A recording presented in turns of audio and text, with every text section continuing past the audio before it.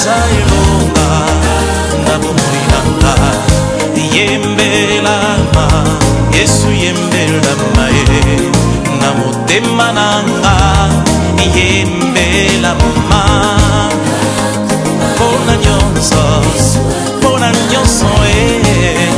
ngai nakomona na bomoi nanga yoza Nzambe kolo yoza Nzambe na libota nanga yoza Nzambe Yesu oyesengo nakoyoka na bomoi nanga ekumami na esengo mpona mokonzi monene bokeli na ngai atika kembo mpona kolokotanga na bitumba makasi bitumba molimo makila na ye ntentemwa kolo Yesu mwana na Nzambe ngana biga yo Nzambe mokeli na nyonso kolo tika kembo nyonso. Jusqu'à présent, n'ont pas encore compris que nous ne sommes que les corps. Nous sommes une partie, c'est-à-dire nous sommes que les corps de cet homme-là. Donc la Bible dit, avec l'apôtre Paul qui dit, Christ est la tête. C'est-à-dire, à part la tête qui est Christ, le reste, il a dit, son corps est composé de toi et est composé de moi. Donc nous sommes les membres de son corps. Donc sans nous, Christ n'existe pas. Et sans lui, aussi, nous n'existons pas. Amen. Donc nous avons ce qu'on appelle l'unité des corps et de la tête. C'est pourquoi je vous ai dit, nous aurons par la grâce de Dieu de comprendre pourquoi la femme avait demandé que la tête de Jean-Baptiste. Ne pouvait pas demander le bras, le pied. La femme dans la fête a dit, je veux seulement la tête. La femme savait vraiment la définition et le pourquoi de la tête. Amen. Car la Bible déclare que tout ce que Dieu fait, le fait pour un but. Maintenant, nous avons vu que il y a un bien-aimé qui m'a appelé, qui voulait savoir le verset prouvant que nous devons faire l'œuvre de l'agneau. Parce que nous sommes arrêtés là où Jésus a dit à Pierre, paie mes brebis, paie mes brebis. À la fin, Jésus dit, paie mes agneaux.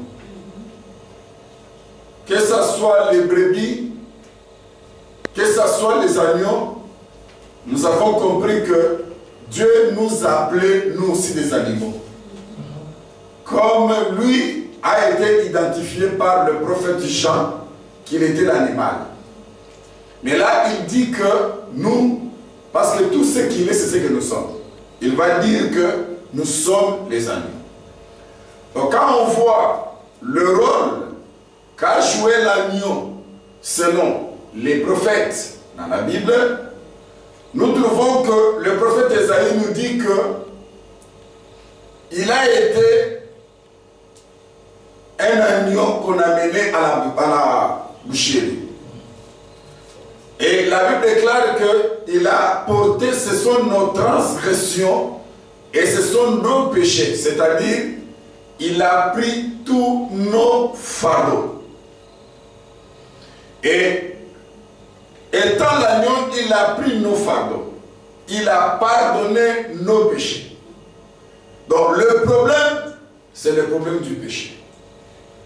Tout le monde parle de péché.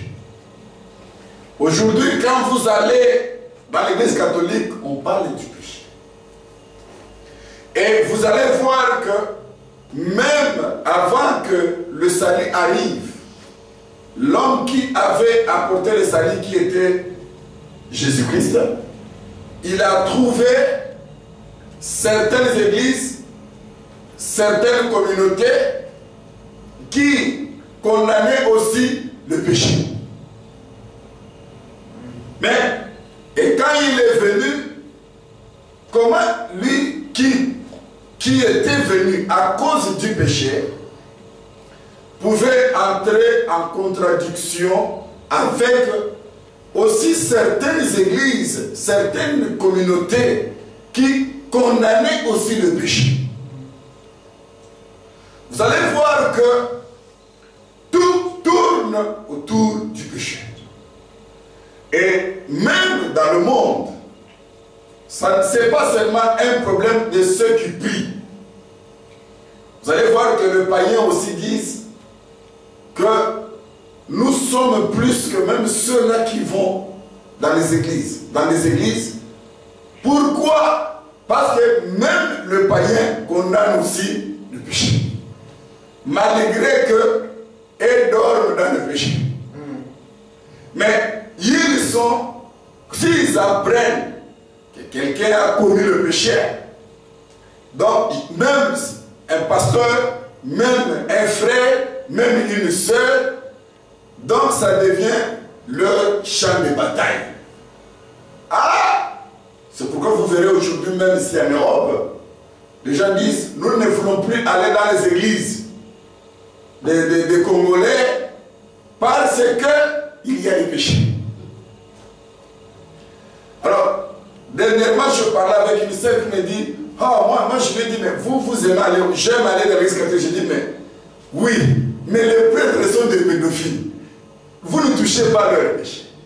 Donc vous allez voir que je lui dis que dans toutes les communautés, il y a toujours ce qui est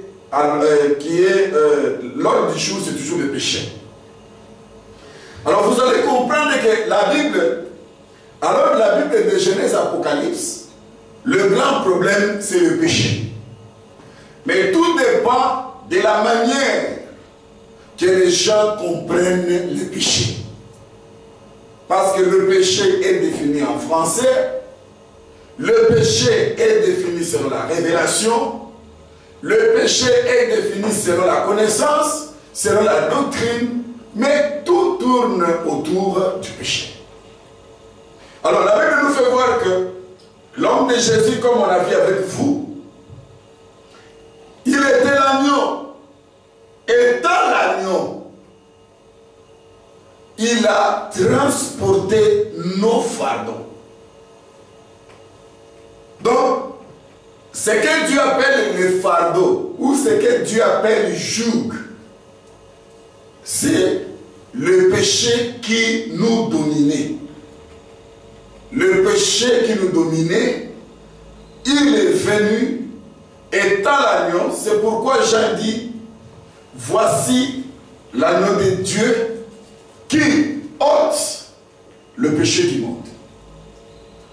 Et si Christ est l'agneau, nous avons vu que nous également, nous sommes aussi des agneaux. Parce qu'il a confirmé ça. Donc, toi, tu es un agneau, moi, je suis un agneau. Maintenant, étant aussi l'agneau, Christ nous recommande de jouer le même rôle qu'il a joué. Donc, transporter aussi le péché, le fardeau. Donc, transporter le fardeau.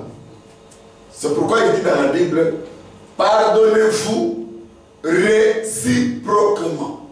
Ça, c'est un. Et de deux, alors, la personne qui m'a appelé voulait savoir où est le verset qui nous dit, parce que j'ai dit que voici le pourquoi de Jésus de nous appeler les agneaux. Alors je préfère que la personne soit là ou pas. Je donne ce passage que j'avais dit, c'était Galates chapitre 6, où le Seigneur confirme à travers l'apôtre Paul un autre langage. C'est la même chose, mais il parle ça dans un autre langage. Nous sommes dans le verset Galates, chapitre 6 plutôt, Galates, le livre de Galates, chapitre 6. Et là, au verset 1, on dit, frère, si un homme vient à être surpris en quelque faute, vous qui êtes spirituels, redressez-le avec un esprit de douceur. Prends garde à toi-même, de peur que tu ne sois aussi tenté. De peur que tu sois aussi tenté. Maintenant, c'est le verset 2. Portez les fardeaux les uns et les autres, et vous accomplirez ainsi la loi de Christ. Amen. Amen. Ce passage existe. Je ne l'ai pas inventé. Donc, portez les fardeaux les uns les autres. Dans le verset 1, la Bible dit, si un homme vient à être surpris en quelque faute, et redressez-les avec un esprit, vous qui êtes spirituel. Ça ne veut pas dire que la personne qui vient d'être surprise dans une faute n'est pas spirituelle. C'est seulement quand une personne est surprise dans une faute, vous au moins, qui n'ont pas commis cette faute, vous êtes considéré comme spirituel. Et lui, dans la faute, mérite un redressement. Mais le Seigneur dit, portez les fardeaux les uns et les autres. Comment on va porter le fardeau les uns les autres? C'est ça, c'est là où c'est très très important. Les églises d'aujourd'hui, les gens aiment faire les démonstrations, les gens aiment faire voir, ils font même la course de la connaissance. Course de démonstration et tout consort. Mais cet homme n'est pas capable de transporter le fardeau des autres. C'est-à-dire, chacun de nous, quand on dit transporter les fardeaux les uns les autres, ça veut dire que dans une communauté, dans une église, chacun a des fardeaux. Amen. Amen. On ne dit pas transporter les fardeaux des autres, on dit les uns les autres. C'est-à-dire, toutes les personnes qui fréquentent une église, quelle qu'en soit l'apparence qu'il vous donne, je tiens à vous dire que le Seigneur qui connaît son cœur, c'est qu'il a le fardeau. Seulement, les fardeaux, c'est différent. Est-ce que vous comprenez ça? Amen. Même un pasteur, même un docteur, même le ministre, des frères, des choristes, des chantres et tout consort, j'aimerais dans le fondement, parce que ce que nous voyons avec vous, c'est le fondement. Avant de faire la démonstration des connaissances, des révélations prophétiques, il faut premièrement que tu connaisses ces choses que je suis en train de vous dire. C'est ça le fondement d'un chrétien. C'est ça ce qui fait de toi d'abord un chrétien. Savoir premièrement, comme je vous ai dit, l'église c'est une carrière. Ça ne veut pas dire que quand vous êtes dans une église, veut dire vous êtes l'ensemble des hommes parfaits. Par la foi, oui. Mais dans le corps humain, non. L'église, c'est un lieu que Dieu a choisi pour réunir tous ceux qui ont des fardeaux, afin que lui les décharge de leurs fardeaux. Mais le fardeau, c'est différent. Le fardeau que toi tu as, ce n'est pas le fardeau qu'a ta soeur. Le fardeau qu'a ton frère. Donc, mais chacun de nous a le fardeau. D'abord, c'est la première chose que tu dois mettre dans ta tête. Parce qu'on a mal enseigné les gens. Beaucoup de gens sont mal enseignés. Ils sont dans la continuité babylonienne. Continuité de l'église catholique.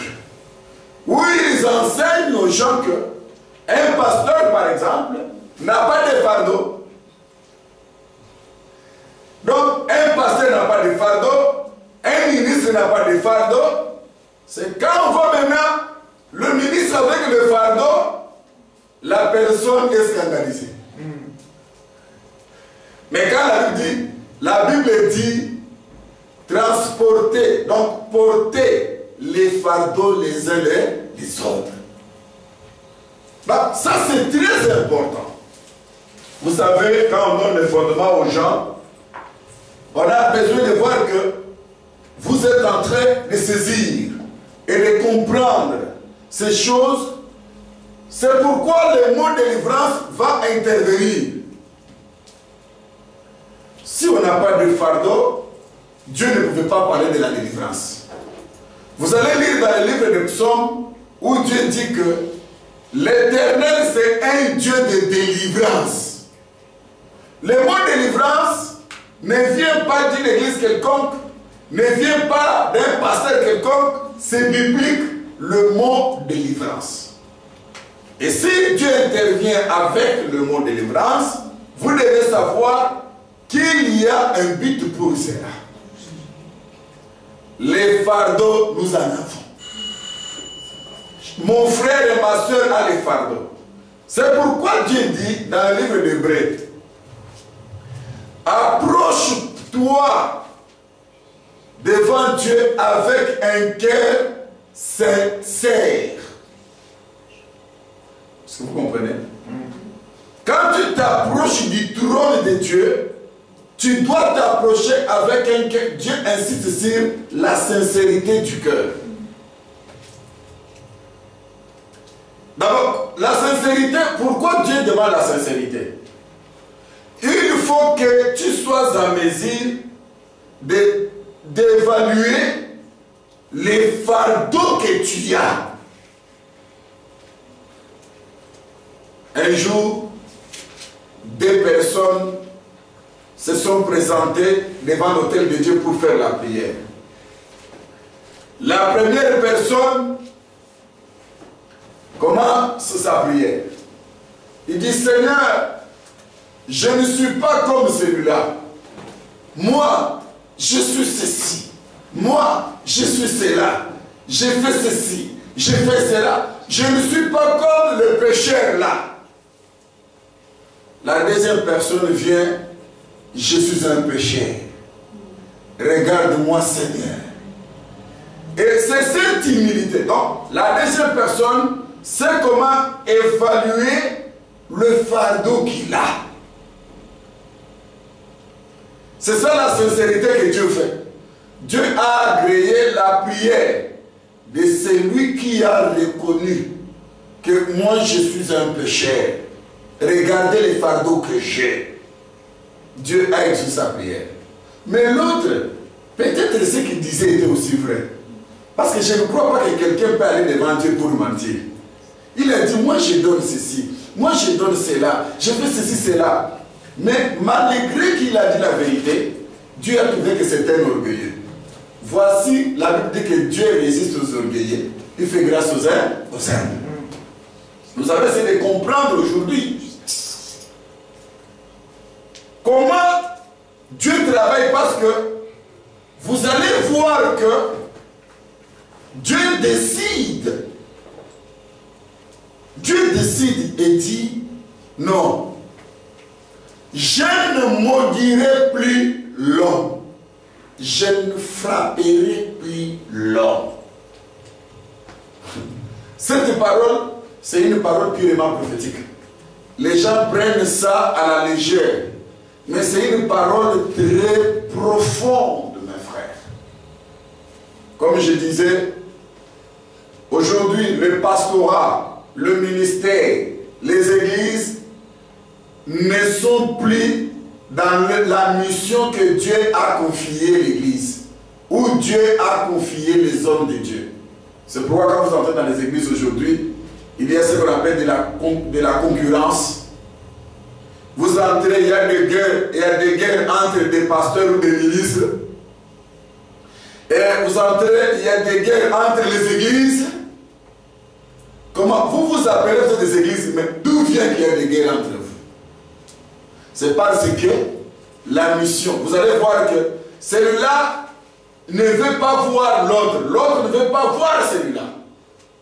Pourquoi? Le problème c'est que maintenant les églises sont devenues le lieu où les gens se font voir. Ceux qui n'ont pas du travail, ils se sont donné le travail, ils se sont infiltrés pour devenir des ministres et commencer à chicoter même le vrai ministre. Les églises qui ne sont pas des vrais ministres, des vraies églises, parce qu'ils ont trouvé que c'est là où on peut gagner un gain, ils sont là pour chicoter les vraies églises. Mais, dans toutes ces choses, vous devez savoir que Dieu a ses serviteurs qui travaillent pour que la vie éternelle soit accordée aux enfants de Dieu. Et Dieu a ses églises, des petites églises, qui ne sont pas beaucoup, qui travaillent pour que le peuple puisse voir l'éternel. Parce que vous devez voir ça vous devez voir ça avec vous. Mais Dieu décide, Dieu lui-même qui décide. C'est un passage que j'aime, je veux toujours revenir parce que ça me plaît beaucoup. Dieu décide dans Genèse chapitre 8, le passage que vous connaissez, quand Dieu a mangé dans le verset 20, Noé bâtit un autel à l'Éternel. Il prit de toutes les bêtes pires et de tous les oiseaux pires. Et il offrit de reconstruire sur l'autel. L'Éternel sentit une odeur agréable. Et l'Éternel dit en son cœur, je ne maudirai plus la terre. Je ne maudirai plus la terre. 1. 2. À cause de l'homme, car les pensées du cœur de l'homme sont mauvaises dès sa jeunesse. Et je ne frapperai plus tout ce qui est vivant comme je l'ai fait. Personne n'a dit à Dieu, Seigneur, calme-toi. Non, personne ne lui a dit de se calmer. Ce qui a fait que Dieu déclenche sa colère, c'était le péché de l'homme. Et nous allons essayer ici de voir cet homme. Nous allons essayer de décortiquer qu'est-ce qu'est le péché. Essayer de comprendre parce que la volonté de Dieu, quand Dieu se fâche, il ne se fâche pas. Je tiens à vous dire encore, et soyez très important, très attentifs. Quand Dieu se fâche contre l'homme, il a en lui, dans Dieu, il y a encore une autre écriture. Quand il se fâche, c'est une écriture, une loi qui est écrite en lui. Et à côté de cette loi-là, il y a encore une autre loi qui est écrite en lui. Et quand l'homme pêche, cette loi sort, qui dit qu'il faut qu'il condamne le péché et qu'il se mette en colère. S'il faut même frapper, il faut frapper. C'est pourquoi vous voyez aujourd'hui des prédicateurs qui prêchent, les péchés sont pardonnés, mais les conséquences restent. Ça vient de l'enfer, c'est Amen. Nous allons vous montrer que c'est créer la culpabilité dans ton cœur. Ce n'est pas la prédication qui vient de Jésus. Amen. Cette prédication vient tout droit de l'enfer. Ce sont les gens qui veulent montrer toujours à la personne que malgré que tu as reçu le pardon, mais Dieu te frapperait toujours. Ils vont vous donner ce que nous appelons ici l'Ancien Testament. Mais ils ne peuvent pas vous donner, quand on dit la nouvelle alliance, jamais, ils ne peuvent pas vous donner. Oh non, les péchés, quand Dieu frappe, Dieu pardonne, les conséquences restent. C'est tout quand vous écoutez comme ça. Allez, prie ma soeur pour les conséquences qui sont restées. Non. Nous allons comprendre parce que toute personne définit le péché selon son cœur, selon son bon plaisir. Mais je dis Dieu, quand l'homme pêche, comme dans Dieu il y a des lois. La première loi, c'est de condamner le péché et d'être en colère. Parce que Dieu ne condamne pas seulement le péché. Mais le péché met Dieu en colère. Vous voyez ça? Amen. Mais il y a encore une deuxième loi qui est en Dieu. Deuxième loi dit que il n'abandonne jamais à toujours ses enfants. Amen. Vous voyez ça? Donc toujours, tellement qu'il est juste en lui, quand il va appliquer la première loi, il appliquera aussi la deuxième. Donc, la première, il condamne. Il se met en colère jusqu'à ce qu'il est prêt à frapper. Maintenant, en lui, il y a une deuxième loi. La deuxième dit, l'Éternel n'abandonne jamais à toujours ses enfants. Il faut qu'il mette aussi cette loi en pratique. Ce qui veut dire que quand Dieu reproche un homme, quand Dieu reproche le pécheur, Dieu laisse une porte, une fenêtre ouverte, avec les soucis de récupérer cette personne qu'il a reprochée. Est-ce que vous comprenez ça? Donc, Dieu vous reproche, ça ne veut pas dire qu'il vous a abandonné. Ça ne veut pas dire que vous êtes devenu un fils de la perdition. Tel que certains faux prédicateurs, faux ministres aujourd'hui enseignent cela. Donc, si une personne enseigne ça, il enseigne parce qu'il veut seulement débobiner le racine d'amertume qui est dans son cœur. C'est pourquoi il doit seulement enseigner comme ça. Mais Dieu n'a jamais enseigné comme ça. C'est pourquoi nous sommes obligés de comprendre ces choses. Remarquez comment Dieu vient. Il dit à Noé, là, soyez très attentifs. Il dit à Noé, parce que l'homme a péché, parce qu'il a péché, je vais détruire toute chair. Je ne récapitule pas ce qu'on a vu. Et Noé n'a pas dit à Dieu, non, Noé n'a même pas intercédé. Vous allez voir que ce sont des choses différentes. Quand Dieu visita Abraham, après avoir mangé chez Abraham, c'est ça le problème. Avant de partir, il révèle à Abraham ce qu'il allait faire à Sodome. Comment il va détruire là-bas. Abraham commence l'intercession. Il intercède pour les gens, pour cette ville-là. Et Dieu exauça sa prière. Mais Noé à son tour, Noé lui n'a pas intercédé. Que dirions-nous? Que Noé manquait l'amour? Que dirions-nous? Que Noé vraiment, il était diable. Beaucoup de prédicateurs vont vous dire, vous voyez, Noé quand même n'a pas intercédé pour les autres, il a vu que son compte. Vous voyez, Noé n'a pas intercédé. Dieu dit à Noé, je vais détruire. Noé, Dieu lui dit, fais l'arche, entre dans l'arche. Noé et ses enfants sont entrés. Mais n'oubliez pas que Noé a dit aux gens,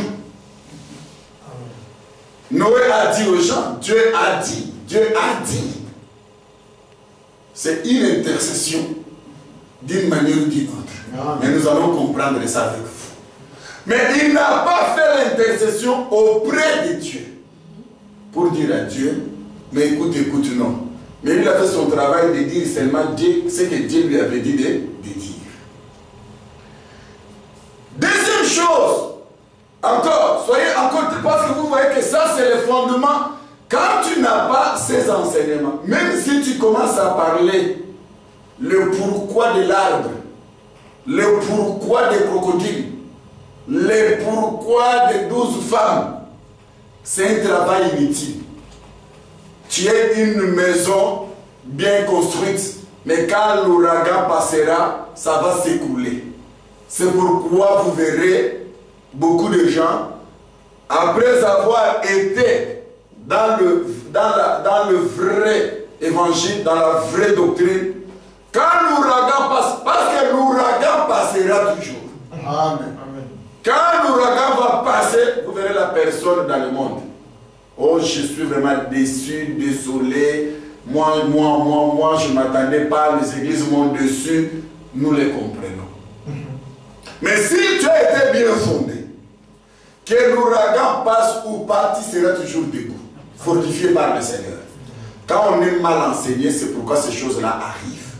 Mais remarquez, Noé maintenant. Noé laisse Dieu agir. Dieu envoie la pluie que nous allons toucher bientôt. Avant de toucher la pluie, nous voulons voir d'abord l'homme. Et Dieu va détruire l'homme. Il a accompli sa volonté. Pourquoi? Parce que le péché, le péché que l'homme avait fait, ne pouvait pas plaire à Dieu. Que personne vous dise, mes frères, que quand tu es dans le péché, quand tu as le péché, que Dieu peut être content de toi. Dieu reproche, ça c'est un, et à part reprocher, il se met en colère contre toi. Et ça, il faut retenir. Maintenant, deuxième chose. Noé entre dans l'arche, il sort dans l'arche. Comme je vous ai dit, personne a dit à Noé, pour que la colère de Dieu s'apaise, bâtis un autel et offre l'holocauste. Non, personne n'a dit à Noé. Vous voyez ça? Personne n'a dit à Noé, comme les gens qui enseignent aujourd'hui, la loi c'est la contrainte. Les gens qui pensent même que Noé était sous la loi. Les gens qui enseignent mal que la loi c'est depuis Genèse jusqu'à même à la croix. Tout ce monde enseigne des faussetés, des choses qu'ils n'ont pas maîtrisées dans les... Au moins que, moi je parle si quelqu'un prétend prêcher l'évangile éternel. Ce sont des choses qui n'ont pas leur place dans l'évangile éternel. Noé, personne n'a dit à Noé, bâtis l'autel. Or, quand vous prenez l'autel, vous verrez que quand Moïse vient après, il apprendra au peuple comment bâtir l'autel. Mais Noé, ce n'est pas Moïse. Mais qui a appris à Noé de bâtir l'autel? Cela ne veut pas dire que Noé était sous la loi. C'est une bêtise. Parce que Noé a été trouvé juste. Or, la Bible dit qu'à l'époque de la loi, personne ne pouvait être juste. Voilà. Mais Noé a été trouvé juste. Ce n'est pas une parole en l'air, c'est une parole prophétique. C'est ce que nous avons touché. Comme je parlais avec le bien-aimé hier. Il y a des gens qui disent des choses qu'ils n'ont pas encore maîtrisées. Quand vous voyez Abraham,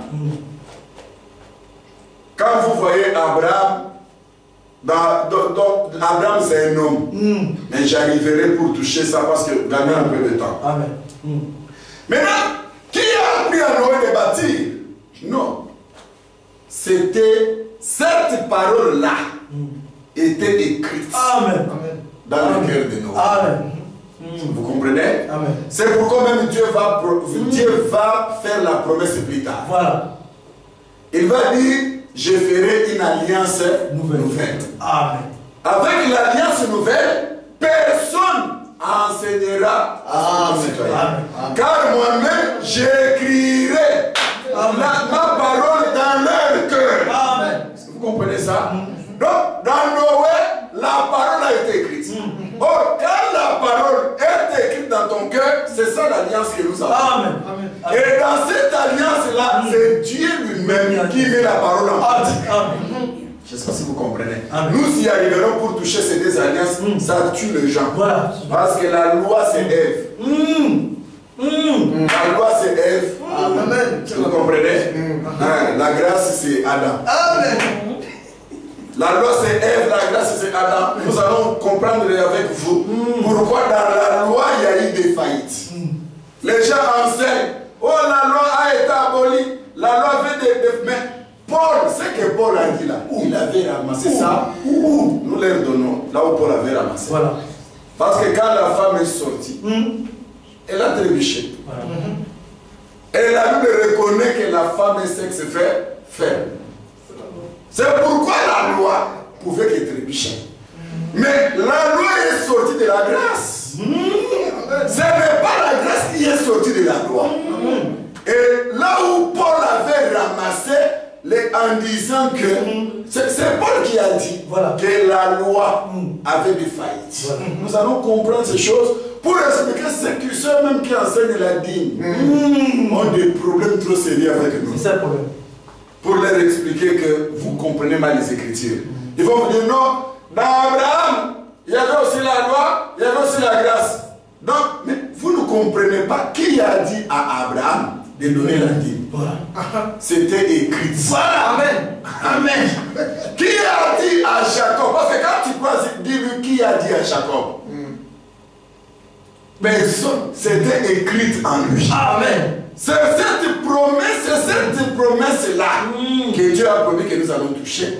Que l'alliance nouvelle, l'alliance de Jésus, Dieu écrira sa parole dans nos cœurs. Donc personne ne te dira donne. Parce que les données a été écrit en toi. Amen. Amen. C'est la grâce. Est-ce que vous comprenez? Nous y arriverons pour décortiquer, afin que quand tu es devant des fausses prédications, des faux enseignements, tu as la facilité de ramener, même si quelqu'un te dit qu'il est pasteur, dis-lui tu es pasteur, mais devant moi, les choses que tu parles, c'est tout que tu es une femme. Et moi je deviens l'homme, même si tu es une femme, tu deviens l'homme pour lui donner l'enseignement. Amen. Donc, quand tu es devant quelqu'un se disant pasteur ou ministre, docteur et qui enseigne les erreurs, sache que c'est toi, Déborah maintenant. C'est toi qui deviens homme. C'est-à-dire c'est toi qui as la semence. Dis-lui, même s'il a un pantalon, dis-lui, c'est, j'ai des choses à te dire. À ce moment-là, c'est toi qui es l'homme parce que c'est toi qui as la semence. C'est toi qui dois semencer. Tu n'auras plus la crainte de lui parler. Est-ce que vous voyez ça? Amen. Maintenant, notre problème est de comprendre que là, Dieu agit. Noé bâtit l'autel. Dieu mange.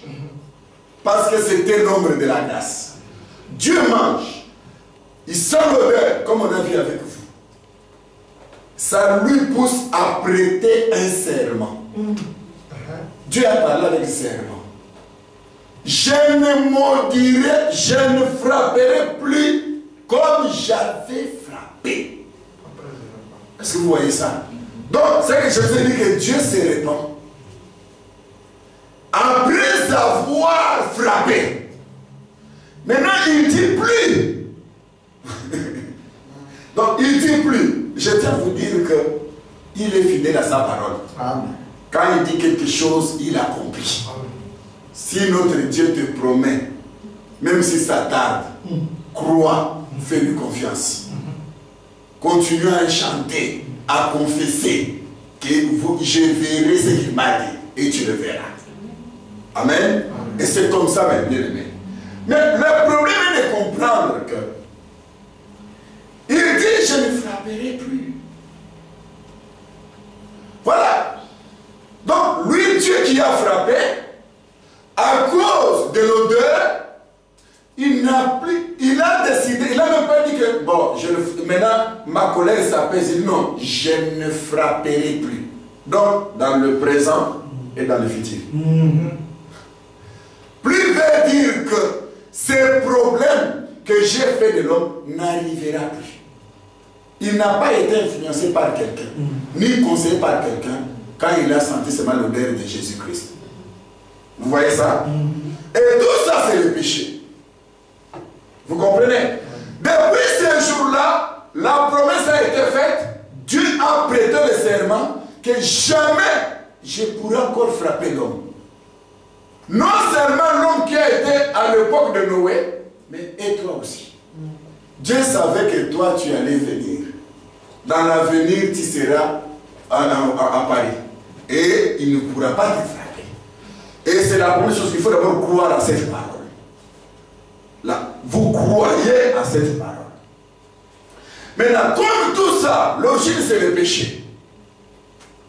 Dieu n'a pas dit que, mais si l'homme pêche encore, je frappe. Il a dit, je ne frapperai plus. Et il ajoute, parce que l'homme a été méchant de sa jeunesse. Comme je vous ai dit que Dieu a compris que l'homme c'est un péché. Si Dieu veut tenir l'homme en rigueur, veut tenir sa rigueur, jamais on peut un jour obtenir quelque chose de la part de Dieu. C'est pourquoi je vous ai dit, apprenez d'abord à évaluer les fardeaux que vous avez. Connaître tes fardeaux. Et ça, c'est très important. Quelqu'un qui ne connaît pas ces fardeaux, nous voyons les gens marcher, nous voyons les gens prêcher, circuler et chanter. Je suis en train de vous faire voir que aucune personne, qu'il soit ministre, qu'il soit prêtre, aucune personne manque les fardeaux. Toutes les personnes que vous voyez dans l'église, dans le monde, circuler, toute personne a ses fardeaux. Mais les fardeaux c'est différent.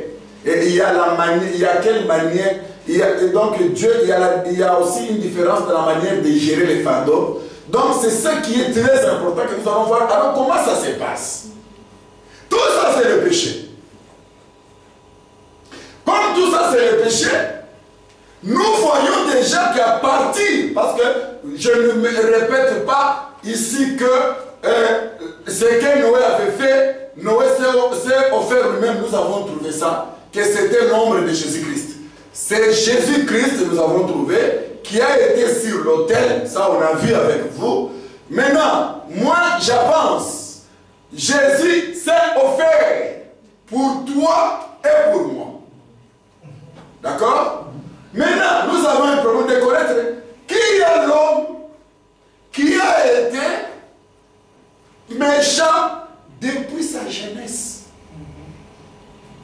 C'est là que nous voulons comprendre. Or, vous allez lire Noé, c'est vrai. Mais qui est Noé? Noé, c'est Adam. Le Noé, homme ici. Amen. C'est Adam. Est-ce que vous comprenez ça? Amen. Noé, c'est Adam, le premier homme. Pour comprendre que Noé, c'est Adam, c'est simple d'aller dans Genèse, que bien-aimé nous lise, la descendance.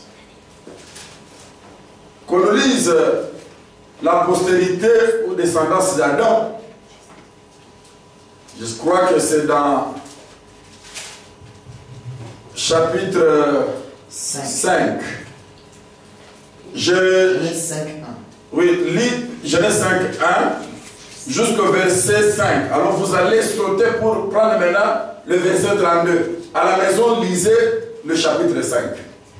Voici les livres de la postérité d'Adam. Oui. Lorsque Dieu créa l'homme, il le fit à la ressemblance de Dieu.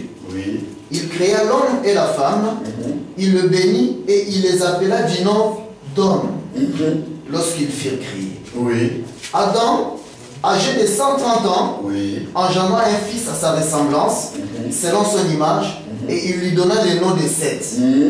Les jours d'Adam, après la naissance de Seth, furent de 800 ans, et il engendra des fils et des filles. Tous les jours qu'Adam vécut furent de 930 ans, puis il mourut.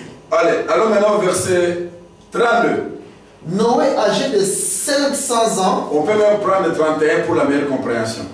tous les jours de Lémec furent de 777 ans. Puis il mourut. Noé, âgé de 500 ans, engendra Sem, Cham et Japheth. Voilà, on s'arrête là. Vous voyez que si vous allez lire le chapitre 5, suivez, soyez attentifs. Le chapitre 5 de Genèse, vous commencez à partir du verset 1 jusqu'au verset 32, vous comprendrez que Noé est sorti d'Adam. D'accord? Amen. Vous comprendrez que Noé est sorti d'Adam.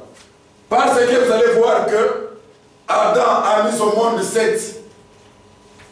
Seth va aussi engendrer Enoch. Enoch va engendrer Kenan. Jusqu'au temps de Noé, Noé dans la chair. Et cela représente tout un peuple. Or, un peuple est égal à un homme. D'accord?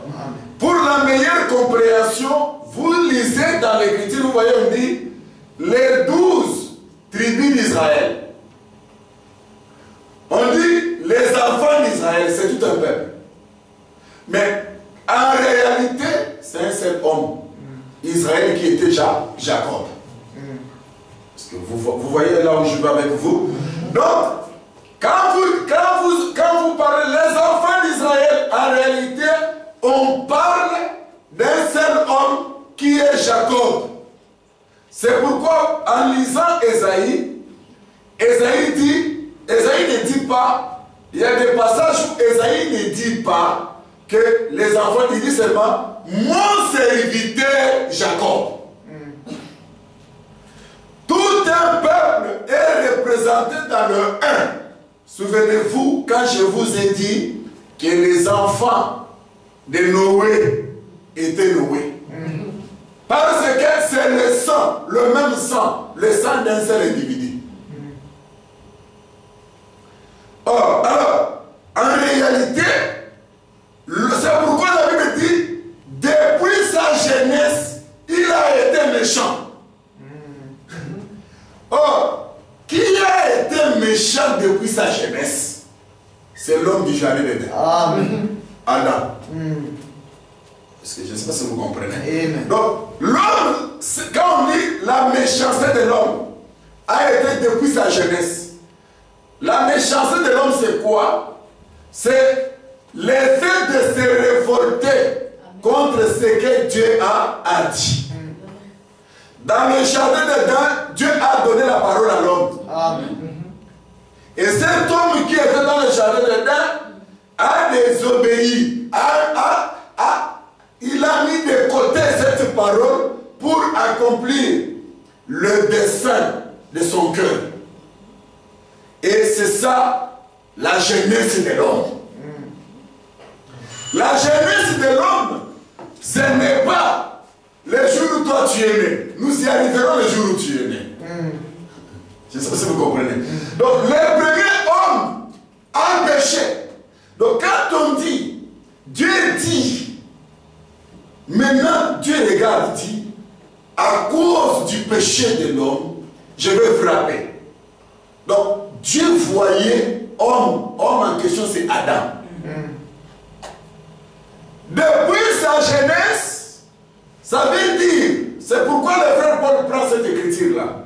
Nous allons dans Romains, allons vite dans Romains. Romains chapitre, j'espère, 5, verset 14, si je ne me trompe pas. Si tous sont péchés, sont privés de la gloire de Dieu. Et c'est très important de saisir ces choses. C'est Romains chapitre 4 plutôt. Romains Chapitre 3. 3. Romains 3, oui, c'est vrai. 3, 23. 3, 23. Prenons Romains 3, 23. Car tous sont péchés et sont privés de la gloire de Dieu. Mais il y a aussi celui qui dit même sur les innocents. Continuez un peu ce passage-là. Vous avez lu un peu le verset 24, il dit quoi? Et ils sont gratuitement justifiés par sa grâce. Donc tous sont péchés. Allez-y, tous sont péchés, sont privés de la gloire de Dieu. Car tous sont péchés et sont privés de la gloire de Dieu. Oui. Et ils sont gratuitement justifiés par sa grâce. Non, retenons d'abord, tous sont péchés et sont privés. tous privés de la gloire de Dieu. Mais il y a le verset 14 du chapitre 5, si je me trompe, oui. 4, 16. 4, 5. 5, c'est chapitre 5. Hein? Oui, prenons le chapitre 5, à partir du verset 13. Car jusqu'à la loi, le péché était dans le monde. Or, le péché n'est pas imputé quand il n'y a point de loi. Ça va nous faire plaisir de nous lire à partir du verset 12. C'est pourquoi, comme par un seul homme, Oui. le péché est entré dans le monde. Vous arrêtez là. Par un seul homme, le péché est entré dans le monde. Nous allons. Et par le péché, la mort est qu'ainsi. Oui. Vas-y. Par le péché, la mort est qu'ainsi, la mort s'est étendue sur tous les hommes, parce que tous sont péchés. Verset 14 surtout, ça m'intéresse. Cependant, la mort a régné depuis Adam, jusqu'à même sur tous ceux qui n'avaient pas péché par une transgression semblable à celle d'Adam, lesquels est la figure de celui qui devait venir. Ok. Verset 14 nous intéresse. Le verset 14 dit que même sur ceux-là, ceux qui sont-ils ceux-là? On dit ceci. Cependant, la mort a régné depuis Adam jusqu'à Moïse. Même sur ceux qui n'avaient pas péché. Et la Bible par une transgression semblable. Rentrons dimanche. Soyez attentifs ici. Hein. La transgression, il faut que ça cesse. Selon Daniel chapitre 9. Quand Dieu donne 70 semaines à Daniel, il dit c'est pour mettre aussi fin à la transgression et au péché. Vous voyez ça? La volonté de Dieu, c'est que la transgression cesse et le péché aussi cesse. Ça, c'est la chose que un vrai enfant de Dieu a dans son cœur. Je ne sais pas si vous comprenez. C'est ça, d'abord, le plus grand fondement. Mais la Bible nous fait voir que depuis Adam jusqu'à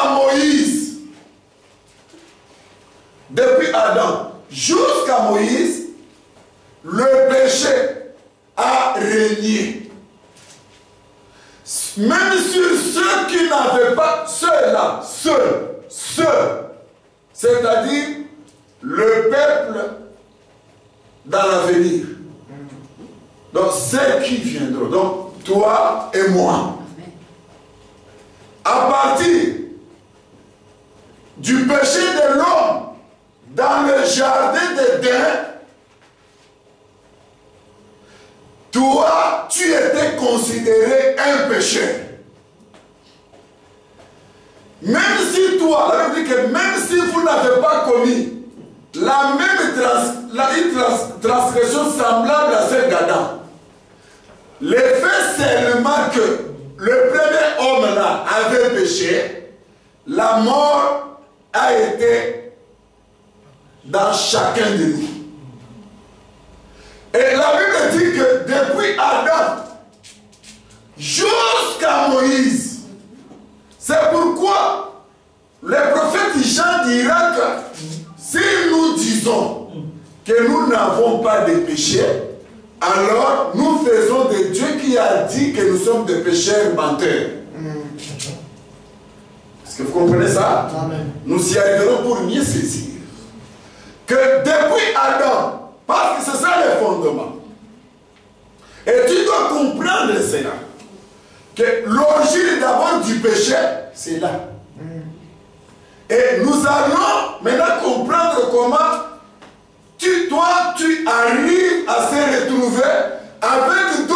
péché.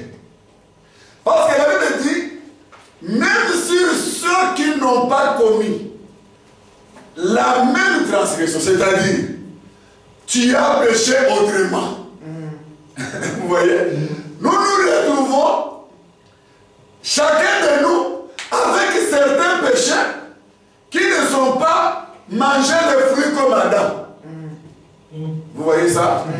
Mais la Bible dit que même si tu n'avais pas mangé les fruits comme Adam, mais tu as été considéré un pécheur. C'est la première chose, comprendre comment le péché est entré dans le monde et comment tu te retrouves avec certains péchés. C'est fardeau que nous allons, parce que tu dois être complètement délivré de toutes ces choses. Parce que ce sont ces péchés qui entraînent la mort. C'est la transgression qui entraîne la mort, qui entraîne des maladies, qui entraîne des difficultés même financières, qui entraîne des difficultés même dans le foyer. Donc nous allons essayer de comprendre. Si vous croyez que vous avez l'évangile éternel et que vous n'avez pas la maîtrise de ces choses, vous n'avez pas l'évangile éternel, vous avez autre chose. C'est pourquoi c'est le fondement, le vrai fondement d'un chrétien, c'est d'abord ça. C'est que certaines personnes appellent, nous allons saisir les œuvres mortes. Donc, est-ce qu'il n'y a pas la différence entre les deux? Nous allons voir ces choses-là. Mais remarquez que le péché a introduit la mort. D'accord? Mais la Bible dit que jusqu'à Moïse. Donc, la mort a régné jusqu'à Moïse à partir d'un seul homme. Autrement dit, les Noé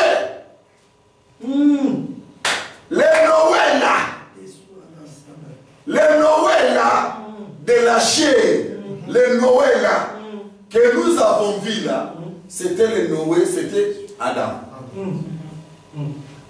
Vous comprenez? Maintenant, Dieu parle de l'histoire d'un seul homme. Il parle de l'histoire d'un seul homme, un seul nom. La fois passée, je vous ai dit, même la femme que vous voyez, pour qu'elle soit appelée Ève, c'est son mari qui lui a donné le nom d'Ève. Avant, on ne l'appelait pas Ève. Nous allons comprendre pourquoi, avant le péché, on ne l'appelait pas Ève. C'est après le péché que son mari dira, qui sera appelé Ève. Nous allons comprendre pourquoi toutes ces choses-là. Pourquoi les changements-là? Pourquoi avant le péché, Dieu n'a pas permis à l'homme de donner le nom à sa femme? Après le péché, il dit, c'est moi qui te donne le nom. Vous voyez? Donc c'est moi qui te donne maintenant les noms. Parce que la femme doit avoir le nom. Mais le nom, c'est l'homme qui donne le nom à sa femme. Ceux qui disent, mais finalement c'est quoi? La femme est complètement effacée, elle ne sera pas effacée. La femme doit prendre les noms. Ce n'est pas ses parents, Dieu, mais c'est Ève. C'est Adam qui a donné le nom d'Ève et le nom a été donné après le péché. Vous allez lire ça et vous allez comprendre. Mais nous, on gagne le temps. J'ai commencé par vous montrer que c'est un homme, un seul homme, un seul homme qui a fait ça. D'accord?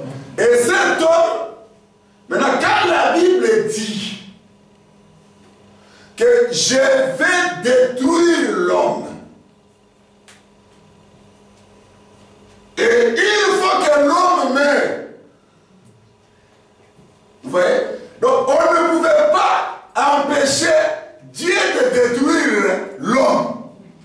C'est pourquoi, là, quand la condamnation a eu lieu, Noé ne pouvait pas parler.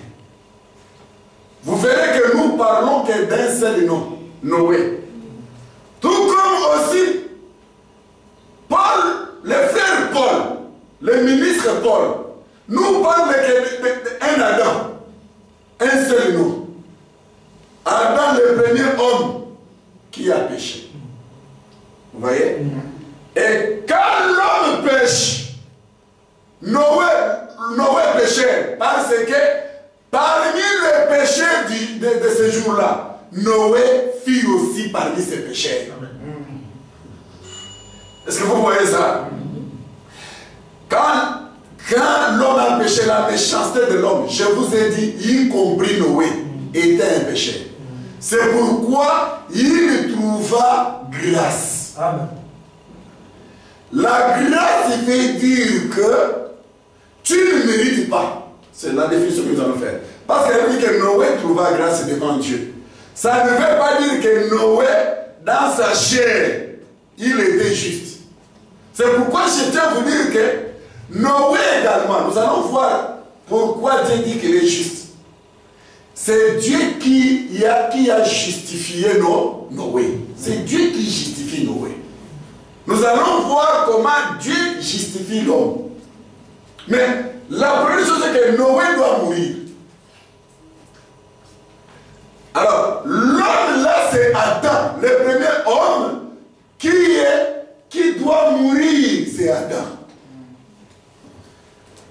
L'homme qui doit mourir, c'est Adam. Amen. Il faut que la mort entre en jeu. Hein? Il faut que la mort, suivez-moi très bien parce que ici quand je dis, si vous ne comprenez pas, je me pose la question comment vous irez encore comprendre. Et si vous ne saisissez pas ici, quand nous allons toucher comment toi tu t'es retrouvé aussi dans le péché et ça sera terrible. Donc quand tu ne comprendras pas, la délivrance n'aura pas ses effets dans ta vie. C'est ça ce qui est mauvais. Parce que notre sujet, c'est d'abord saisir et comprendre. Ainsi, maintenant la Bible déclare, l'homme étant vivant, Dieu maintenant décide de tuer l'homme. Mais pourquoi il n'a pas tué? Parce qu'il était capable de souffler. Dire seulement, je te tue, je te retire la vie. Non. Il dit, il faut que la pluie vienne. Certains prédicateurs aujourd'hui dans l'évangile éternel qui alignent les Écritures.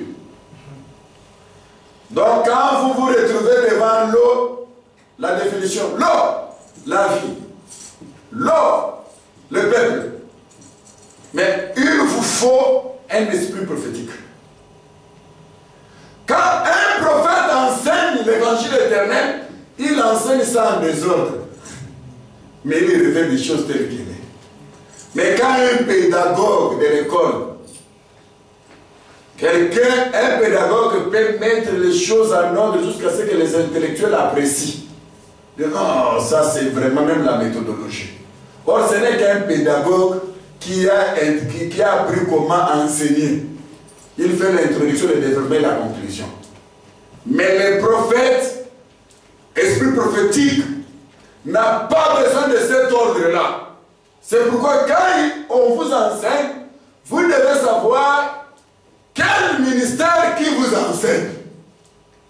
Les ministères prophétiques, même doctorat, c'est quelque chose que vous allez comprendre parce que nous allons voir le péché entre par où. Parce que le péché commence par là, par le serviteur.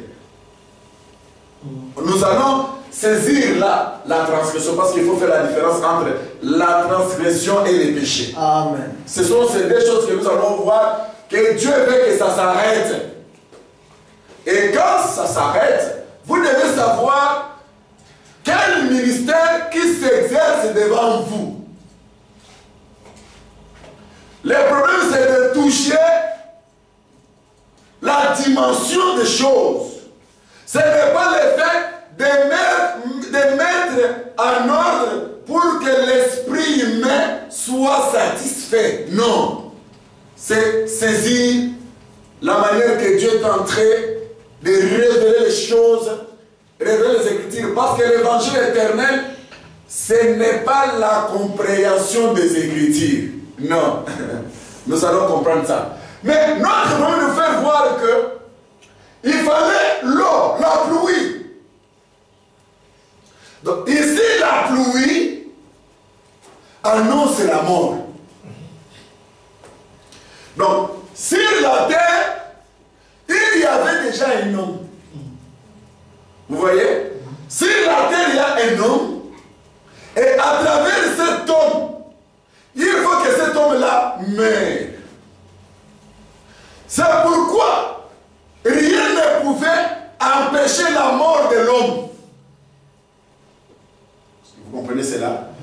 Or, l'homme était sur la terre. C'est pourquoi Dieu parle des choses. Il dit, je ne maudirai plus la terre. Pourquoi je ne vais pas maudire la terre? Pour que la terre donne la semence. Quand Dieu maudit la terre, donc la terre ne donne rien aux semeurs, aux cultivateurs. Vous comprenez ça? Donc, quand on maudit une terre, c'est plus une terre fertile. Ça veut dire que si vous prenez la semence, vous semez dans cette terre, ça ne donne rien. Quelle qu'en soit la vie qui est dans la semence. Mais quand on dit la terre est bénie, c'est une terre fertile. Quand vous semez comme la terre qu'on trouve en Afrique. Vous voyez? En Afrique, précisément, j'étais au Congo, vers Goma, quelque chose. Je ne sais pas, hier, de gauche à droite, là où je suis allé, c'est là où je vous parle. Même si vous jetez n'importe quel grain, demain vous trouvez, ça sort. Parce que la terre est fertile. Donc, l'Afrique, c'est une terre fertile. Les Européens ont besoin de chimie, de produits chimiques, pour nous faire leurs poulets qui nous donnent des cancers et tout ce que vous connaissez. C'est pourquoi aujourd'hui, même quand vous mangez, tout le monde dit maintenant, ah, il ne faut pas manger ça, il ne faut pas manger ça. Mais, parce que ce sont des choses fabriquées par des faux prédicateurs. Mais nous avons le naturel en Afrique. Vous comprenez ça? Je vais là pour vous faire comprendre seulement certaines choses. Maintenant, Dieu dit, je ne maudirai pas la terre. Donc, la terre doit rester fertile. D'accord? Et deuxième chose, Dieu dira encore, non seulement la terre reste fertile, et l'homme, cette fois-ci, restera en vie. L'homme va communiquer la vie. Toute chair va communiquer la vie. Mais, au commencement, quand vous lisez, on a compris que l'homme là, c'est Adam. D'accord? Et rien ne pouvait empêcher la mort de ces premiers hommes. Est-ce que vous me suivez très bien? Maintenant, l'homme que vous voyez là, Adam, en réalité, ce n'est pas le premier Adam. Dans un homme qu'on a appelé Jésus, Jésus était Adam. Mais dans lui, il y avait le deux Adam. Attention, il ne faut pas faire. N'utilise pas le muscle, ça va venir. La compréhension va venir. Et ça va venir facilement. Je suis en train d'expliquer quelque chose de très important, parce que c'est ça le fondement. Si vous comprenez, et tout sera facile. Donc, comme la terre, l'homme était sur la terre, et que la terre était bonne, il a fallu qu'il y ait la pluie. La pluie représente, je représente la pluie comme somme, la mort. Vous voyez, la pluie c'est la mort. Parce que c'est quand la mort est venue, quand la pluie est venue, qu'ils sont morts. Vous voyez ça? Donc la pluie c'est la mort qui s'est annoncée. La pluie représente la mort, d'accord? Ça va? Parce que ça les a tués. Si tu ne sais pas nager, va te jeter dans l'océan. Tu verras que la mer va te tuer. L'eau va te tuer. Si tu ne... Même dans l'océan, tu vas à l'intérieur. L'eau, c'est aussi la mort. Là, je vais vous donner des passages, je vais vite, j'ai des écritures, je vais vous donner. L'eau, c'est aussi la mort. Est-ce que vous comprenez ça? Maintenant, l'homme qui était sur la terre, l'homme là, il fallait qu'il meure. C'est pourquoi Dieu prophétise en disant,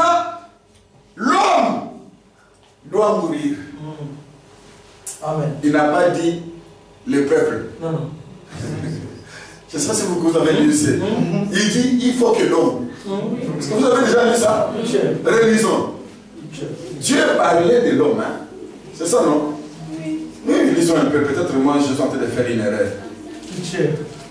Je ne maudirai plus la terre à cause de l'homme. Maintenant, les Français, ils ont un problème. Quand il a dit l'homme, en français, ça veut dire non. Moi, je vous dis, Dieu parle de l'homme. D'un seul homme. Mais dans l'homme, il y a tout un peuple. Vous avez compris? Dans l'homme, il y a tout un peuple. Donc, ici, c'est l'homme qui était sur la terre. Ça veut dire que l'homme qui était sur la terre, il fallait qu'il meure. Or, comme c'est le problème de la terre, l'homme, la pluie là, l'homme là, c'est une semence. Suivez-moi très bien. Quand vous lisez la Bible dans Matthieu 13, le Seigneur dit d'abord dans Jean chapitre 1, au commencement était la parole était avec Dieu, et cette parole était Dieu. Amen. Donc on dit que la parole c'est Dieu. Donc la parole c'est un homme. Maintenant on nous fait voir dans Matthieu que un semeur est sorti. Il s'aimait. Dieu appelle la semence la parole. D'accord? Alors si la parole est la semence, alors la parole c'est un homme. Vous comprenez? La semence c'est un homme, la parole c'est un homme. Vous comprenez, vous croyez avec moi que la parole c'est un homme, la semence c'est un homme. D'accord. Maintenant, disons que la semence était sur la terre. La terre bénie. Vous voyez ça? La semence était sur la terre. Mais pour que cette semence produise les fruits, il faut la pluie. C'est pourquoi dans Genèse chapitre 2, on nous dit que rien ne germe parce que Dieu n'avait pas encore fait pleuvoir. Amen. C'est ça. Pleuvoir là, ce n'est pas la pluie que nous avons connue ce matin. C'est la mort. Nous allons saisir ces choses. Bien aimé, nous lisons cette écriture. Ça doit être Genèse chapitre 2 ou 1 là. Il y avait que... Ah oui, ça doit être chapitre 2. Non, je crois que c'est ça, oui. Hein? Verset 4. Hein? Non. C'est ça? Non, non, non, non. C'est ça. C'est pas ça. Oui, verset 4. Lis pour nous le verset 5. 4 et 5. C'est mieux. Genèse 2, 4, 5. Voici les origines des cieux et de la terre quand ils furent créés. Lorsque l'Éternel Dieu fit la terre et les cieux, aucun arbuste de champ n'était encore sur la terre, et aucune herbe de champ ne germait encore. Car l'Éternel Dieu n'avait pas fait pleuvoir sur la terre, et il n'y avait point d'homme pour cultiver le sol. On dit que rien ne germait sur la terre parce que l'Éternel Dieu n'avait pas encore fait pleuvoir, il n'y avait pas encore la pluie. Est-ce que vous me suivez bien là? C'est pourquoi chaque fois que Dieu maudissait ou Dieu punissait les enfants d'Israël, il fermait le ciel pour qu'il n'y ait pas la pluie. Les gens qui enseignent Malachie posent des questions aux autres en disant, mais parce que la Bible dit que si vous donnez la dîme, Dieu ouvre les écluses du ciel. Les gens pensent qu'il faut d'abord chercher le spirituel. Non. Quand Dieu punissait Israël, parce qu'Israël vivait de leur terre, Israël vivait de leur récolte. Et quand Dieu a touché les écluses du ciel, c'est parce que les richesses d'Israël venaient par les récoltes de leurs fruits. Vous voyez? Or, comme elle ne donnait pas le dîme, alors Dieu a dit, parce que vous ne donnez pas le dîme, ça va. Vous restez avec les terres, mais moi je ferme les cieux. Il n'y aura pas la pluie. Remarquez comment les cultivateurs ici, pendant l'été ou sécheresse, quand il n'y a pas la pluie, il faut voir comment les cultivateurs pleurent. Pendant que toi tu dis, Seigneur, je ne veux pas qu'il y ait la pluie pour que j'aille faire les fêtes et tout comme ça. Et puis le Seigneur de la pluie pour que les gens vivent. C'est pourquoi le Seigneur a dit, le Seigneur dira, si vous arrêtez de me voler, vous me donnez les dîmes. Parce que quelqu'un qui ne donne pas la dîme, c'est un voleur. Il n'est pas différent d'un impudique, d'un adultère et tout comme ça. C'est un voleur, c'est un escroc. Même tu peux être dans une église, tu peux faire tout ce que tu fais, mais quand tu ne veux pas donner, tu ne donnes pas la dîme, le Seigneur va te laisser avec ton travail, il va créer d'autres choses. Ce n'est pas ce que nous allons voir, nous verrons les origines du péché, ce qui apporte des malheurs dans nos vies. C'est ce que nous allons voir. Donc, maintenant, quand Dieu dit dans Malachie, vous verrez, j'ouvre les écluses du ciel. Il y a des cieux. Il y a des gens qui nous posent des questions que non. Quelles sont, quand tu donnes la dîme, quelles sont ces écluses du ciel qui s'ouvrent? Mais avant d'abord de toucher le spirituel, il faut toucher par le naturel. Dieu fermait le ciel. Alors la pluie ne pouvait pas descendre. Et quand il n'y a pas la pluie, les champs entraient dans les débandades. Et les richesses étaient touchées par le Seigneur. Voilà, c'est pour vous dire seulement la loi de la sémence. Quand la sémence est dans la terre, il faut que la mort vienne. Amen. Est-ce que vous comprenez ça? Amen. Est-ce que vous comprenez? Allons-y pour mieux saisir ce que je suis en train de dire. Donc, c'est pourquoi, frère, prenons Jean chapitre 12. Vous allez voir comment Jésus dit que c'est lui, l'homme là qui était sur la terre et qui attendait le déluge.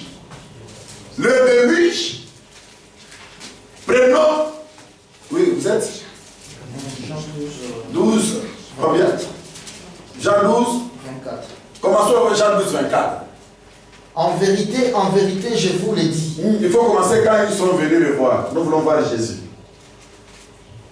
C'est ça? Quelques Grecs du nombre de ceux à partir de quel passage? De 20.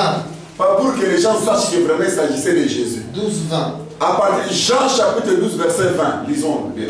Quelques Grecs du nombre de ceux qui étaient montés pour adorer pendant la fête s'adressèrent à Philippe de Bethsaïda en Galilée et lui dirent avec instance, Seigneur, nous voudrions voir Jésus. Philippe alla les dire à André, puis André et Philippe les dirent à Jésus. Jésus leur répondit, l'heure est venue où le Fils de l'homme doit être glorifié. En vérité, je vous le dis. Les délices doivent descendre. Si le grain de blé qui est tombé en terre ne meurt, il reste seul. Mais s'il meurt, il porte beaucoup de fruits. Ah, vous arrêtez là.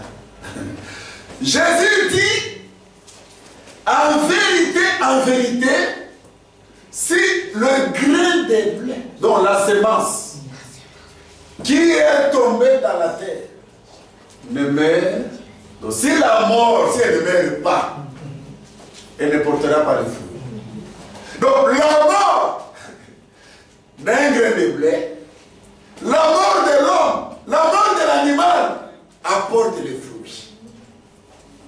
C'est pourquoi le déluge était une grande bénédiction. Parce que ce n'est pas, c'était la mort d'un homme. Et cette mort, vous allez comprendre quelque chose de très important. Est-ce que vous voyez ça? Comme le péché, donc il a fallu d'abord que l'homme soit péché. Voilà. Donc il a fallu que l'homme devienne une malédiction. La Bible dit, maudit soit l'homme qui est pendu au bois. Quand tu tu es dans le péché, quand tu deviens le péché, tu viens en désaccord avec le Seigneur. Et la loi déclare qu'il faut que tu sois pendu. Vous voyez ça? Comme Jésus, la malédiction qui était sur l'humanité, Jésus est un agneau. Il a dit, je prends cette malédiction sur moi. Et quand il était devenu une malédiction, il a pris tes malédictions en toi. C'est pour vous dire qu'aujourd'hui, si on te dit que tu es maudit, c'est ce que nous appelons la malédiction sans cause. Voilà. La malédiction sans cause ne veut pas dire que ton père ou ta soeur, par exemple, tu vas le gifler, maintenant, il dit, je vais te maudire, là tu restes calme. Mais si par exemple tu n'as pas giflé, il dit je te maudis. Non, malédiction sans cause, ça c'est en français. Malédiction sans cause veut dire ceci. Jésus-Christ a transporté toutes les malédictions. Que tu sois en tort ou en raison, quand tu es en Jésus, aucune malédiction n'a pas encore les effets sur toi. Je dis, même si tu as tort, même si tu as raison, lui il a dit, je ne plus. Est-ce que vous comprenez ça? C'est qui enseigne que non, quand tu as tort, là ça va te toucher. N'ajoutez pas foi à tout esprit. Ne crois pas à un tel enseignement, ça vient tout droit. Des cimetières, des livres. Je ne sais pas si vous comprenez trop bien. Maintenant, remarquez bien ce que dit la Bible. Alors, cet homme qui était sur la terre, l'homme, à cause de sa méchanceté, Jésus était devenu une méchanceté. Amen. Parce qu'il transportait sur lui toutes les méchancetés que toi tu avais. Amen. Lui, il a porté ça. Alors, il est devenu en désaccord avec Dieu. Amen. Alors, quand on devient en désaccord avec Dieu, il faut que la mort intervienne. Or, la mort, c'est cette pluie-là qui était venue. Donc, quand la pluie est venue, c'est-à-dire la mort est venue, comme on nous fait voir, il faut que le grain. Donc, l'homme qui était sur la terre, Noé là, Adam là, c'était le grain de blé. Et il a fallu qu'il meure. Est-ce que vous comprenez? Le vivant de Jésus, il a pris tous tes péchés. Toutes, j'ai dit, toutes les malédictions, telles que tu es là, enlève dans ta tête aucun. Oh, les malédictions sans cause, ça ne va pas. Mais quand vous voulez expliquer la malédiction sans cause, oh non, si moi je n'ai rien fait, moi je n'ai jamais fait quelque chose contre lui, mais comme lui il est en train de me poursuivre, c'est pas la malédiction sans cause. J'ai dit, même si tu as fait quelque chose, mais tu es en Jésus, je vais vous expliquer comment ça se passe. Vous serez bien éclairés. Amen.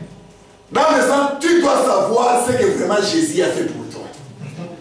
Beaucoup de gens citent Jésus, parlent de ce Jésus, mais n'ont pas encore saisi vraiment ce que Jésus a fait dans leur vie. Parce qu'il y a des fois où vous niez cela.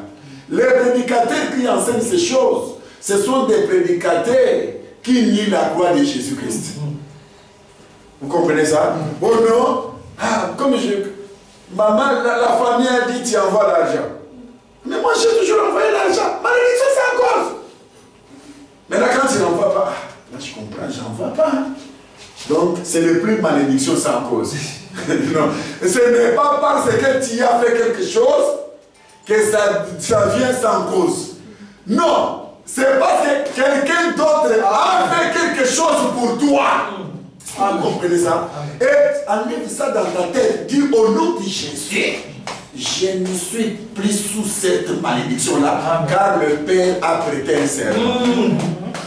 Et puis Dieu a prêté le serment. Ça, c'est dangereux.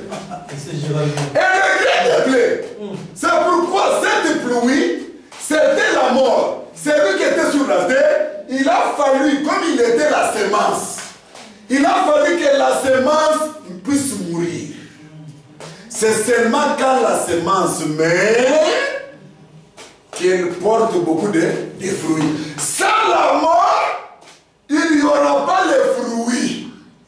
Vous voyez? C'est pourquoi nous disons, David est venu, il a fait le bruit. Moi David, prophétisez. Il meurt. Donc il n'est pas mort. Moïse est venu. Il n'est pas mort. Est-ce que vous comprenez? Il y a pas, parce qu'elles ne sont pas mortes. C'est pourquoi on vous dit que Moïse, on sait, son corps a été disputé. C'est pourquoi Jésus ne pouvait pas accepter qu'on dise que Lazare était mort. Sinon, il allait être un grain de blé. Il est mort, il est ressuscité. Non. C'est ça. Amen. C'est pourquoi la Bible dit tous ceux qui ont annoncé la bonne nouvelle ne sont pas morts. Il faut mourir comment il devient libre. Nous avons qu'un seul grain de blé. Que la mort va frapper. Remarquez là où le frère Pierre appellera maintenant le déluge et le baptême. C'est ça le problème. Amen. Donc il appelle ça le baptême. Pourquoi il appelle ça? Qui? C'est lui. C'est le frère Pierre qui nous dit que c'est un baptême. Or, baptême veut dire mourir. Est-ce que vous comprenez ça? Le baptême, c'est mourir. Or, avant de mourir, il fait un grand péché. Voilà. C'est pourquoi l'homme qui mourait dans le jardin, et plutôt devant Noé, que le déluge allait tuer, il fallait qu'il meure. Est-ce que vous comprenez? Donc, c'est pourquoi il dit c'est la mort. C'est là où les frères Paul avaient ramassé aussi l'écriture du jour de la mort dans 1 Corinthiens chapitre 10, où il dit Israël, quand il fouillait les Égyptiens, arrivé à la mer Rouge, vous voyez, la mer Rouge c'était la mort. Parce que ça a tué les gens. C'était la mort. Et les frères appellent ça le baptême. Je vais vous expliquer comment. Parce que notre temps. Mais remarquez que le frère, je parle d'abord là où le frère Pierre, parce que Pierre, comment Pierre peut nous parler directement? Oh, c'est le baptême. Où est-ce qu'il a reçu ça? Cette explication, nous nous expliquons celle que Pierre dit, c'est le baptême. Mais l'évangile éternel explique comment Pierre est arrivé à démontrer que c'est le baptême. Pourquoi? Parce que l'eau là, c'est déjà la mort. Amen. Oh, quand vous mourrez, maintenant remarquez quelque chose. Quand tu reconnais que tu es un péché, il faut que la mort intervienne.